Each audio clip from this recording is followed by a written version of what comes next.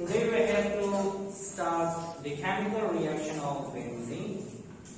We already started the electrophilic substitution reaction of benzene, जिसमें हमने पढ़ा पहले वाला रिएक्शन कि बेंजीन में होती है नाइट्रेशन, फिर बेंजीन में होती है सल्फोनेशन, और आज हम पढ़ेंगे बेंजीन में हैलोजिनेशन और फ्रीडल-क्राफ्ट रिएक्शन.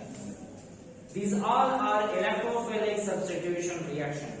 ये ऐसे रिएक्शन होते हैं जिसमें बेंजीन का हाइड्रोजन जाता है और कोई इलेक्ट्रोफाइल आता है. नाइट्रेशन में NO2 आता है, सल्फोनेशन में SO3 आता है या SO3H+ आता है. ठीक है. हैलोजिनेशन में हैलोजन आएगा, फ्रीडल-क्राफ्ट रिएक्शन में अल्काइल आएगा या एसाइल आएगा.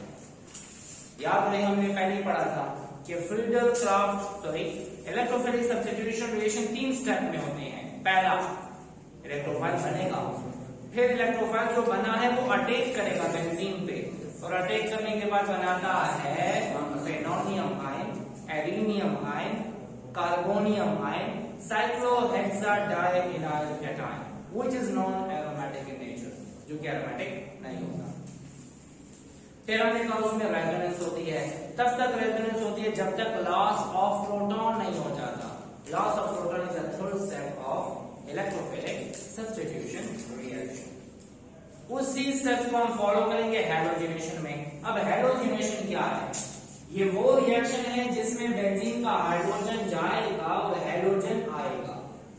याद रहे, nitration of benzene and sulphonation in benzene can be catalyzed by the help of concentrated sulfuric acid. उन रिएक्शन को हमने कैटालाइज किया था कंसंट्रेटेड सल्फ्यूरिक एसिड से, लेकिन जो बाकी 3 रिएक्शन है इनमें हम लेविस एसिड इस्तेमाल करते हैं. What are Lewis acid? वो स्पीशीज जो लोन पेयर को एक्सेप्ट कर सकती है. यूजुअली हम इस्तेमाल करते हैं AlCl3 या FeCl3. ये दोनों है Lewis acid. Lewis acid are used as a catalyst, और वो कौन कौन से हैं? FeCl3 and AlCl3. अब रिएक्शन देख लेते हैं. ये है बेंजीन, ये है chlorine in the presence of Lewis acid, और टेम्परेचर चाहिए रूम टेम्परेचर 25 डिग्री सेंटीग्रेड. होगा क्या? इधर का जाएगा H इस Cl के साथ तो बनाएगा HCl, और दूसरा Cl आके अटैच हो जाएगा तो बन जाएगा क्या? क्लोरोबेंजीन. ये बना क्लोरोबेंजीन. अब ये तो एक स्टेप में होता नहीं है. पहले स्टेप में इलेक्ट्रोफाइल बनेगा. अगर आपको याद हो, मैंने कहा था इलेक्ट्रोफाइल जब बनता है तो रिएजेंट रिएक्ट करता है कैटलिस्ट के साथ. तो ये पहले स्टेप में इलेक्ट्रोफाइल बनेगा, या Cl2 मॉलिक्यूल या कैटलिस्ट. ये क्या करता है? ये लेविस एसिड है, क्लोरीन को निकालता है एसिड. Cl- इसके साथ कंबाइन हो जाएगा तो बन जाएगा FeCl4-. जब इसका इलेक्ट्रॉन वो लेके गया तो इस पे आएगा positive charge. Now this is electrophile. ये बन रहा electrophile. Now this is ready to attack benzene ring. तो अब बेंजीन रिंग पे अटैक कैसे होता है? अहमद, हमने पढ़ा था कि जब कोई इलेक्ट्रोफाइल आता है, अटैक करता है बेंजीन पे, तो अंदर से पाई बॉन्ड को बाहर निकाल देता है. जब अंदर से पाई बॉन्ड को बाहर निकालेगा तो इस वाले कार्बन पे आएगा पॉजिटिव चार्ज. तो ये देखें, अंदर से बॉन्ड बाहर आया, क्लोरीन अटैच हो गया, इस कार्बन पे आया पॉजिटिव चार्ज. मैंने कहा कि इसके बाद 2 स्टेप और होते हैं. रेजोनेंस होती है. मैंने यहाँ पे रेजोनेंस का नाम लिखा, आपने रेजोनेंटिव स्ट्रक्चर्स बना देने हैं. कैसे बनाने हैं? ये वाला बॉन्ड जाएगा ऊपर, पॉजिटिव आएगा यहाँ, फिर ये वाला बॉन्ड आएगा यहाँ, फिर पॉजिटिव आएगा यहाँ.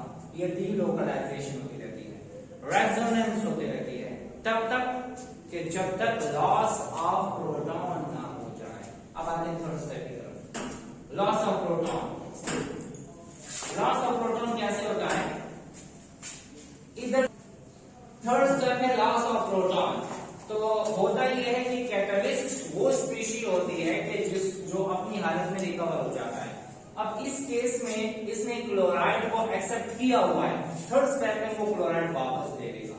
तो क्या होगा, ये है FeCl4, इधर से जाएगा H+, इधर से जाएगा Cl- तो बना देगा HCl, इधर से Cl- निकला तो FeCl3 अपनी हालत में रिकवर हो गया। मतलब कैटलिस्ट का काम क्या है, रिएक्शन को कैटालाइज करना है, फिर वापस अपनी हालत में आ जाना है। ठीक है, तो यहाँ पर कैटलिस्ट जो है अपनी हालत में वापस आ गया, HCl बन गया। इसका क्या होगा, ये बॉन्ड अंदर शिफ्ट हो जाएगा, जब बॉन्ड अंदर शिफ्ट हुआ अगेन वो बन गया बेंजीन। तो इसका मतलब ये हुआ this compound is named as chlorobenzene. तो ये 3 स्टेप में होता है। पहले स्टेप में प्रोफाइल बनेगा, सेकंड स्टेप में अटैक करेगा, थर्ड स्टेप में लॉस ऑफ प्रोटॉन होगा। ठीक है, ये है क्लोरीनेशन ऑफ बेंजीन। हमने हर रिएक्शन में देखा कि बेंजीन में क्या होता है और टोलुइन में क्या होता है। तो बेंजीन में तो ये हो गया, लेकिन अगर हम इसको ट्रीट करते हैं टोलुइन के साथ, तो अगेन वी गेट 3 आइसोमर्स, हमें 3 आइसोमर्स मिलेंगे।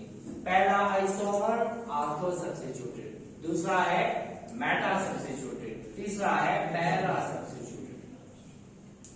इसके बाद हम टॉपिक पढ़ेंगे इफेक्ट ऑफ सब्स्टिट्यूएंट, लेकिन आपको याद रखना होगा ये मिथाइल की वजह से आने वाला ग्रुप ज्यादातर प्रेफर करेगा आर्थो और पैरा। ठीक है, मेटा ज्यादा प्रेफर नहीं करेगा। इससे पहले जितने भी रिएक्शन है तो मेटा सब्स्टिट्यूटेड वाले प्रोडक्ट बहुत कम होते हैं, आर्थो और पैरा वाले ज्यादा होते हैं। यहाँ पढ़ेंगे इफेक्ट ऑफ सब्स्टिट्यूएंट में। ठीक है, अच्छा यहाँ देख लेते हैं। When toluene is treated with hydrogen in the presence of Lewis acid, we get orthochlorotoluene, metachlorotoluene and parachlorotoluene. तो ऑर्थोक्लोरो कितना है, 43%, ये आपने याद रखना होगा। परसेंटेजेस आपने याद रखनी होंगी कि ऑर्थोक्लोरोटoluene 43% है, मेटाक्लोरोटoluene 2% है, रिमेनिंग 55% पैराक्लोरो होगा। ठीक है, सो this is about the halogenation of benzene and halogenation of toluene. अब आते हैं फ्रीडल-क्राफ्ट रिएक्शन की तरफ। आपकी बुक में मैकेनिज्म नहीं दिया, अच्छा तो आपने ये जब भी पेपर में आ जाए तो आपने मैकेनिज्म मस्ट लिखना है। सिंपल है, ज्यादा मुश्किल नहीं है, सिर्फ इलेक्ट्रोफाइल का बनना थोड़ा डिफरेंट है, इलेक्ट्रोफाइल का अटैक और लॉस ऑफ प्रोटॉन सेम है। अब यहाँ पे आते हैं फ्रीडल-क्राफ्ट रिएक्शन। फ्रीडल-क्राफ्ट साइंटिस्ट का नेम था, इसने 2 रिएक्शन करवाए। पहले हाइड्रोजन की जगह अल्काइल लेके आया, फिर हाइड्रोजन की जगह एसाइल लेकर आया। तो ऐसे रिएक्शन को बोला जाता है Friedel Crafts reaction. The reaction in which hydrogen atom of benzene is replaced by an alkyl group और बाय एन एसाइल ग्रुप, या ये आए या ये आए, ऐसे रिएक्शन को बोला जाता है फ्रीडल-क्राफ्ट रिएक्शन। ठीक है, अब इनको 2 कैटेगरीज में डिवाइड किया। अल्काइल आएगा तो अल्काइलेशन कहेंगे, एसाइल आएगा तो एसाइलेशन कहेंगे। Friedel-Crafts alkylation, Friedel Crafts acylation. तो अब देख लेते हैं इसमें क्या बात है। वो खास फ्रीडल-क्राफ्ट अल्काइलेशन का मतलब क्या, ये वो रिएक्शन है जिसमें हाइड्रोजन बेंजीन का जाएगा और अल्काइल ग्रुप आएगा। अब अल्काइल ग्रुप इंट्रोड्यूस करने के लिए हमें एक रिएजेंट चाहिए, और याद रहे alkyl halide is a suitable reagent. याद रहे अल्काइल हैलाइड एक सुटेबल रिएजेंट है अल्काइलेशन के लिए। जब भी किसी कंपाउंड में अल्काइल ऐड करना चाहते हैं तो हमें लेना होगा अल्काइल हैलाइड। तो अल्काइलेटिंग एजेंट है अल्काइल हैलाइड। कैटलिस्ट कौन सा है, लेविस एसिड, मैंने आपको पहले बताया। पहले 2 रिएक्शन में नाइट्रेशन और सल्फोनेशन में कंसंट्रेटेड सल्फ्यूरिक एसिड कैटलिस्ट होता है, लेकिन halogenation, Friedel Crafts alkylation, Friedel Crafts acylation, इन तीनों में Lewis acid as a catalyst इस्तेमाल होगा। ठीक है, ये चीज आपने याद रखनी है ताकि आपको भूले नहीं। ठीक है, हैलोजिनेशन में लेविस एसिड, अल्काइलेशन में लेविस एसिड, एसाइलेशन में लेविस एसिड। ठीक है, Lewis acid is used as a catalyst. Mechanism हुई है, देख लेते हैं।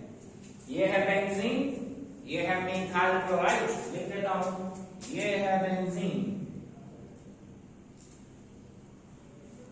इसका नाम है मिथाइल क्लोराइड। इससे बन गया टोलुइन एसिड। हुआ क्या, इधर का गया H किसके साथ, Cl के साथ, तो बनेगा HCl, मिथाइल आके अटैच हो गया तो टोल्यूइन बन गया। ठीक है, अब ये भी 3 स्टेप में होगा। पहले स्टेप में इलेक्ट्रोफाइल बनेगा, सेकंड स्टेप में अटैक होगा, थर्ड स्टेप में लॉस ऑफ प्रोटॉन होगा। तो देख लेते हैं हमने क्या पढ़ा था अजलान, ये जो रिएजेंट है पहले रिएक्ट करेगा कैटलिस्ट के साथ, तो क्या करेगा, ये आया रिएजेंट कैटलिस्ट के साथ, तो ये क्या है, लिविक एसिड, इसको ऐसे निकालेगा, क्लोरीन के ऊपर नेगेटिव चार्ज तो कार्बन के ऊपर पॉजिटिव चार्ज। अच्छा, ये गया इसके साथ तो बन गया AlCl4 माइनस, मिथाइल के ऊपर पॉजिटिव, ना हमारे पास इलेक्ट्रोफाइल बन गया। अटैक उसी का नहीं होगा, ये अटैक करेगा इस पे, अंदर से बॉन्ड बाहर निकलेगा, जब अंदर से बॉन्ड बाहर निकलेगा तो कार्बन पे आया पॉजिटिव चार्ज, तो बन गया कौन सा आयन, arenium ion, carbonium ion, phenonium ion, cyclohexadiethyl cation. ठीक है, पढ़ा सुना हमने, तो होगा क्या, इसके साथ एक अटैच है हाइड्रोजन ऑलरेडी अटैच, मिथाइल के अटैच हो जाएगा, मिथाइल अटैच हुआ, हाइड्रोजन पहले का है, कौन सा चार्ज, पॉजिटिव, इसमें क्या होगा, resonance. What is resonance, shifting of bond हो जाएगा, डीलोकलाइजेशन ऑफ इलेक्ट्रॉन हो जाएगी, ये बॉन्ड जाएगा ऊपर, पॉजिटिव आएगा यहाँ, ये बॉन्ड जाएगा यहाँ तो पॉजिटिव आएगा वहां। दो स्ट्रक्चर आपने फिर बना देने हैं, हर रिएक्शन में बनाने हैं, जिस तरह मैंने क्या ऐसा नहीं करना। ठीक है, और रेजोनेंस लेके बात खत्म नहीं करनी, आपने स्ट्रक्चर बना के बताना है कि पहले बॉन्ड ऊपर गया, पॉजिटिव यहाँ आया, फिर बॉन्ड यहाँ आया, पॉजिटिव वहां गया, तो शिफ्टिंग ऑफ बॉन्ड हो रही है तब तक कि जब तक लॉस ऑफ प्रोटॉन ना हो जाए। तो अब लॉस ऑफ प्रोटॉन कैसे होगा, ये लिया हमने इधर, कैटलिस्ट में चेंज आया हुआ है, ये तो रिकवर होना है, तो क्या होगा, इधर से गया H+, इसके साथ गया Cl, तो बनाया HCl, AlCl4 से दोबारा बन गया AlCl3, मतलब कैटलिस्ट अपनी हालत में रिकवर हो गया। ठीक है, अब क्या होगा, ये वाला बॉन्ड जाएगा अंदर की तरफ, जब बॉन्ड गया अंदर तो बन गया टोल्यूइन। ठीक है, इस केस में मिथाइल मैंने यहां अटैच किया हुआ है, यहां अटैच किया हुआ है, अब चाहे मैं मिथाइल यहां लगाऊं, यहां लगाऊं, यहां लगाऊं, हर पोजीशन इक्विवेलेंट है, एक जैसी है। ठीक है, ये था बेंजीन में अल्काइलेशन। अब जब हम टोल्यूइन में अल्काइलेशन करते हैं तो उसे बनता है ज़ाइलीन। अच्छा, बेंजीन में हमने अल्काइलेशन पढ़ लिया, अब हम देखते हैं कि टोल्यूइन में अल्काइलेशन करते हुए क्या होता है। तो टोल्यूइन में जब भी हम अल्काइलेशन करते हैं तो उससे आइसोमर्स बनते हैं 3 किस्म के, एक आइसोमर बनता है ऑर्थो सब्स्टिट्यूटेड, दूसरा बनता है मेटा सब्स्टिट्यूटेड और तीसरा बनता है पैरा सब्स्टिट्यूटेड। ज्यादा अमाउंट होती है ऑर्थो और पैरा की और कम अमाउंट होती है मेटा की, because you know that in toluene we have methyl group and methyl is ortho para directing group। अब ये क्या चीज है हम बाद में डिस्कस करेंगे डिटेल में, इफेक्ट ऑफ सब्स्टिट्यूएंट में। अच्छा, होगा क्या, ये है मिथाइल, मिथाइल को ट्रीट किया हमने, मिथाइल सॉरी टोल्यूइन है, toluene is treated with methyl chloride, तो ये मिथाइल आएगा ऑर्थो पे, मेटा पे और पैरा पे, 3 किस्म के आइसोमर बनाएगा। ये बना ऑर्थो, ये मेटा, ये पैरा। ये हम ऑलरेडी डिस्कस कर चुके हैं कि जब बेंजीन के ऊपर 2 मिथाइल आ जाएं उसको ज़ाइलीन कहते हैं। दिस इज ऑर्थोज़ाइलीन, ये ऑर्थोज़ाइलीन है, ये मेटाज़ाइलीन है और ये वाला पैराज़ाइलीन है। इसका मतलब ये हुआ कि 3 किस्म के ज़ाइलीन बने, ऑर्थो बन सकता है, मेटा बन सकता है और पैरा बन सकता है। ठीक है, ऑर्थो सब्स्टिट्यूटेड। अच्छा, ये एक्सपेरिमेंटली देखा गया कि ऑर्थो वाला 54% है, मेटा वाला 17% है और पैरा वाला 29% है। ये परसेंटेजेस आपने याद रख लेने हैं क्योंकि एमसीक्यू में अक्सर आ जाते हैं कि ऑर्थो वाला कितना है, मेटा वाला कितना है और पैरा वाला कितना है। ठीक है, अच्छा, तो ये था Friedel-Crafts alkylation. Now coming towards Friedel-Crafts acylation. अब वही तरीका, वो रिएक्शन जिसमें बेंजीन का हाइड्रोजन जाएगा और उसकी जगह पे एसाइल ग्रुप आएगा, what is acyl group? R C double bond O group को बोला जाता है एसाइल ग्रुप। अब एसाइलेशन के लिए हमें दो चीजें चाहिए, या रिएजेंट हमें चाहिए एसिड हैलाइड। एसिड हैलाइड क्या है? This is a derivative of carboxylic acid. या हम रिएजेंट ये इस्तेमाल करेंगे या रिएजेंट हम एनहाइड्राइड इस्तेमाल करेंगे। This is anhydride. अगर आपको कोई कहे एसाइलेशन के लिए, फ्रीडल क्राफ्ट एसाइलेशन के लिए कौन से वाला रिएजेंट चाहिए, तो एसिड हैलाइड या एनहाइड्राइड, इन दोनों में से कोई भी इस्तेमाल किया जा सकता है। और कैटलिस्ट वही होगा जो कि हमने ऑलरेडी डिस्कस किया, लेविस एसिड। रिएक्शन क्या है? ये लिया मैंने बेंजीन, और बेंजीन को मैंने ट्रीट किया इसके साथ, इसका नाम है एसीटाइल क्लोराइड। ये एसिटाइल क्लोराइड है। इसके इफेक्ट नेम भी है इथेनॉल क्लोराइड, लेकिन वो चैप्टर 20 में बता दीजिएगा। अच्छा, कैटलिस्ट लिया मैंने AlCl3। इसमें जब एसाइलेशन करते हैं तो इससे बन जाता है एसीटोफिनोन। ये बना एसीटोफिनोन। जब बेंजीन के साथ एसाइल ग्रुप अटैच हो जाता है, ऐसे कंपाउंड को बोला जाता है एसीटोफिनोन। This is acetophenone. ठीक है। अब एक और बात, फ्रीडल क्राफ्ट एसाइलेशन से सिर्फ और सिर्फ बनते हैं क्या? कीटोन्स। इससे अल्डिहाइड नहीं बनता। हम चैप्टर नंबर 19 में पढ़ेंगे अल्डिहाइड और कीटोन को प्रिपेयर करने के मेथड। उसमें एक मेथड ये भी लिखा हुआ है, फ्रीडल क्राफ्ट एसाइलेशन। बट याद रहे, we can not synthesise aldehyde by this reaction, we can only synthesise ketone from this reaction. ठीक है, तो इससे कीटोन बनता है। What is ketone? R C double bond O, R। ये R है, ये C डबल बॉन्ड O है, ये R है। बेंजीन को भी हम R बोलते हैं। ठीक है। What is R? ये अल्काइल ग्रुप हो सकता है, ये एराइल ग्रुप हो सकता है। What is aryl? बेंजीन। ठीक है। अच्छा, पहले स्टेप में इलेक्ट्रोफाइल बनेगा तो कैसे बनेगा? ये जो रिएजेंट है कैटलिस्ट के साथ ये करेगा। ये रिएजेंट है कैटलिस्ट के साथ, कैटलिस्ट से निकाला क्लोरीन को, ऐसे क्लोरीन को बनेगा चार्ज। ये इसके साथ कंबाइन होके AlCl4 माइनस बना दिया। इस कार्बन पे है कौन सा चार्ज? पॉजिटिव।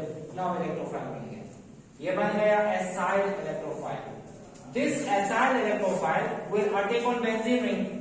अक्सर गलती हो जाती है, हमने बेंजीन के साथ अटैच करना है इस कार्बन से, ये ना हो कि मिथाइल वाले कार्बन से अटैच करते हैं, क्योंकि पॉजिटिव किस पे है? कार्बोनाइल कार्बन पे। ना ये बॉन्ड निकलेगा बाहर और अटैच हो जाएगा इसके साथ। अटैच हो इसके साथ C double bond O CH3 H is a positive charge. ये हो गया कौन सा आयन? Aluminium ion, carbonium ion, phenonium ion, cyclohexadienyl cation. ठीक है। अब होगा क्या? इसमें होती है क्या? रेजोनेंस। तब तक कि जब तक लॉस ऑफ प्रोटॉन नहीं होता। ठीक है। अब थर्ड स्टेप आया लॉस ऑफ प्रोटॉन। कौन आएगा? जो कैटलिस्ट में चेंज आया हुआ है वो रिकवर होने जाएगा। AlCl4 आया, इधर से गया HCl के साथ, तो बनाया HCl एंड AlCl3 रिकवर हो गया। ये बॉन्ड कहां जाएगा? अंदर। जब बॉन्ड अंदर गया तो फिर बन गया बेंजीन रिंग। तो इसे कंपाउंड को बोला जाता है acetophenone. So this is about Friedel Crafts acylation.